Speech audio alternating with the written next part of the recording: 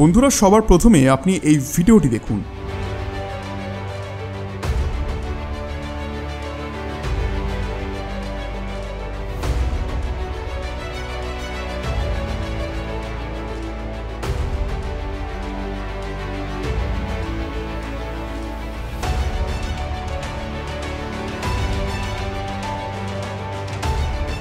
এই ভিডিওটি হলো মুসলিম দেশ পাকিস্তানের করাচি শহরে।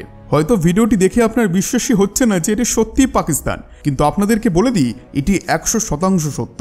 কিভাবে এক কট্টরপন্থী ইসলামিক দেশ হয়ে গেল ভগবান শ্রীকৃষ্ণের ভক্ত, কিভাবে তাদের দেশে বের হচ্ছে ভগবান শ্রী জগন্নাথ দেবের রথযাত্রা, কিভাবে হাজার হাজার মুসলিম ভক্ত করলেন ভগবান জগন্নাথ দেবের পুজো, আর কেনই বা জগন্নাথ দেবের রথযাত্রার সময় হিন্দু ও মুসলিম তাদের সমস্ত ভেদাভেদ ভুলে রথের দড়িতে টান দিলেন।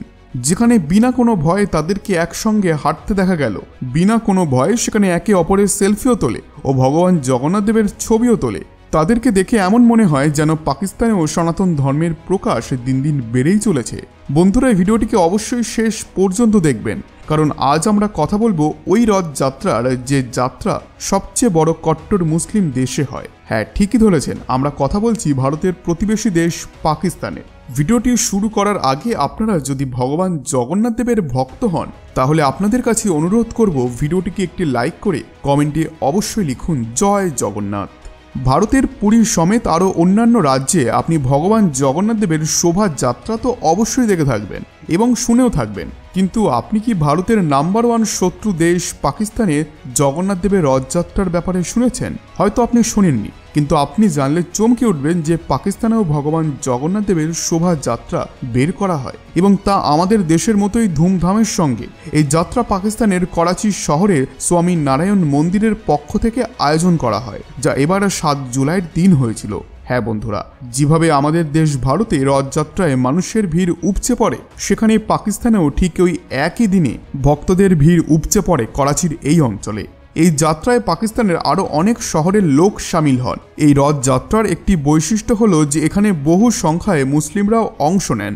করাচির ভগবান জগন্নাথ মন্দিরের পূজারী কৃষ্ণ কিশোর দাস বলেছেন যে ক্যান্টনমেন্ট কলোনির সদরে স্থিত ভগবান জগন্নাথ মন্দির থেকে শোভাযাত্রা গত রবিবার অর্থাৎ 7ই জুলাই দুপুর 12টার সময় রথে হয়েছিল।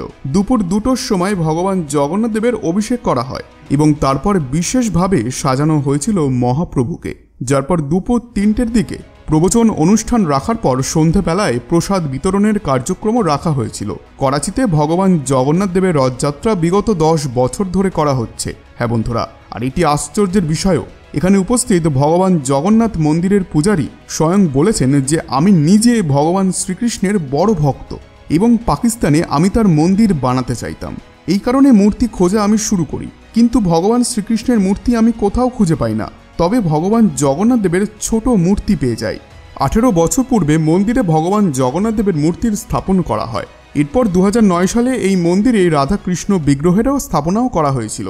করাচির প্রদীপ আদিবাল বলেছেন যে আগের মাসে মন্দিরে শ্রীমদ্ ভাগবদ্গীতা কথা শোনানো কৃষ্ণ কিশোর দাস শ্যাম ভক্তের সেবায় প্রসন্ন হয়ে তাকেও রথযাত্রায় সেবা করার জন্য আমন্ত্রণ জানানো হয়েছে।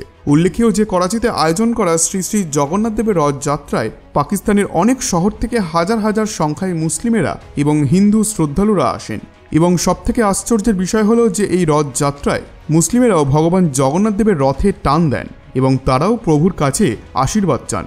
বন্ধুরা, আশা করছি আজকের এই বিশেষ ভিডিওটি আপনাদের ভালো লেগেছে।